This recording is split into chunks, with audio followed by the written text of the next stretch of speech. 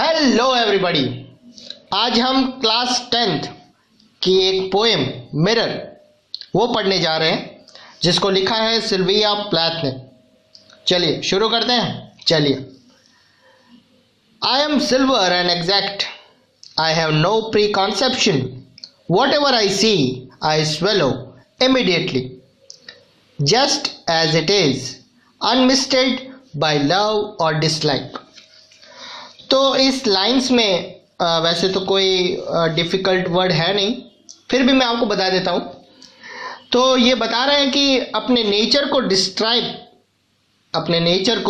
Describe करते हुए mirror ये बता रहा है कि ये सिल्वर यानी कि चांदी की तरह चमकता है। ये हर उस चीज़ को बिल्कुल सही रूप से दिखाता है जो उसके सामने आता है। उसके कोई प्री कॉन्सेप्शन यानी कि पूर्व निर्धारित या पहले से तय किए हुए कोई विचार नहीं होते हैं। इसका कोई या इसकी कोई अपनी पसंद या नापसंद नहीं होती है।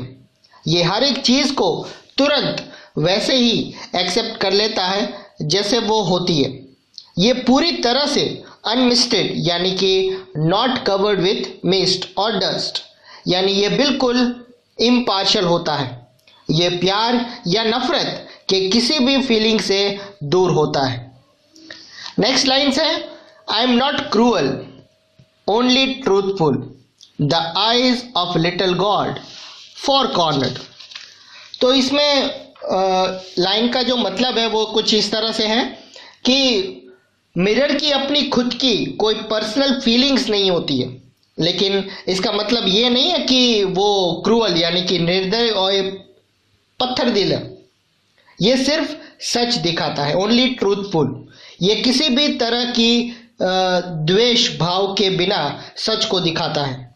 ये एक छोटी सी मूर्ति की आंख की तरह है जो पूरा टाइम खुली रहती है और हर एक चीज को बिना भेदभाव यानी कि इम्पार्शियल रूप से दिखाती है। इसके 4 कोने हैं, यानी वो हर एक कोने से या हर एक डायरेक्शन से वो चीज़ों को देख सकता है। नेक्स्ट है, most of the time I meditate on the opposite wall, it is pink with speckles, I have looked at it so long, I think it is a part of my heart, but it flickers. Faces and darkness separate us over and over. इसमें वो बता रहा है कि ज़्यादातर time वो अपने सामने वाली दीवार के बारे में सोचता रहता है। दीवार गुलाबी रंग की है और उसके ऊपर दाग धब्बे पड़े हुए हैं। ये दीवार को इतने ज़्यादा टाइम से देखता रहता है कि वो दीवार को अपने दिल का ही एक हिस्सा मानने लगा है, एक पार्ट मानने लगा है। यानी दीवार का रिफ्लेक्शन मिरर में हमेशा बना रहता है। फिर भी चेहरे यानी कि इंसानी चेहरे और अंधेरा बार बार मिरर और उस दीवार के बीच में आते रहते हैं और फिर मिरर में दीवार की सिर्फ झिलमिलाहट दिखाई देती है। नेक्स्ट है, now I am late, a woman bends over me, searching my riches for what she really is. Then she turned to those liars, the candles or the moon. I see her back and reflect it faithfully. कई बार ये एक lake यानी कि झील की तरह दिखाई देता है, एक तालाब की तरह दिखाई देता है। एक वुमन आती है, एक औरत आती है और उसके किनारे पर झुक जाती है। वो झील के पानी में नज़र डालती है और देखने की कोशिश करती है कि हकीकत में वो कैसी दिखती है। फिर वो झील में कैंडल्स यानी मोमबत्तियों या चांद के रिफ्लेक्शन को देखने के लिए नज़र घुमाती है। मिरर के हिसाब से कैंडल्स और मून्स दोनों ही झूठे हैं, लायर्स। वो किसी पर्सन या चीज़ की असलियत को नहीं दिखलाता है।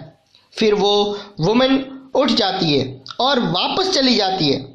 जब वो वहाँ से चली जा रही है तो झील उसकी बैक यानी कि पीठ का बिल्कुल असली सच्चा रिफ्लेक्शन भी दिखाता है। यानी ये ना सिर्फ किसी आदमी के सामने बल्कि उसकी पीठ पर भी सच्ची बात को ही दिखाता है। नेक्स्ट है, She rewards me with tears and agitation of hands. I am important to her. She comes and goes. Each morning it is her face that replaces the darkness. In me she has drawn a young girl, and in me an old woman. Rises toward her day after day, like a terrible fish. जब woman झील में अपने आप को देखती है तो उसे अपनी रियलिटी दिख जाती है। वो देखती है कि अब वो एक यंग लड़की नहीं रही है। वो देखती है कि दिन ब दिन वो बूढ़ी होती जा रही है। उसे ऐसा महसूस होता है जैसे उसने कोई टेरिबल फिश यानी कि एक भयानक मछली देख ली हो। उसकी आंखों में आंसू आ जाते हैं और वो निराश दुखी होकर अपने हाथों को झटक देती है। झील ये भी मानती है कि उसे अपना इनाम यानी कि रिवॉर्ड मिल गया है, क्योंकि उसने औरत को उसकी असलियत दिखा दी है। इसी तरह वो औरत झील पर रोज आती जाती रहती है। अब वो झील उसके लिए इतनी इम्पोर्टेंट हो गई है कि वो हर सुबह वहां आती है। हर सुबह उस चमक में उसका चेहरा झील के अंधेरे की जगह ले लेता है, यानी झील की चमक को वो अपने चेहरे की डार्कनेस से रिप्लेस कर देती है। सो स्टूडेंट, ये थी आपकी पोएम मिरर। आई होप आपको अच्छा लगा होगा। Thank you so much.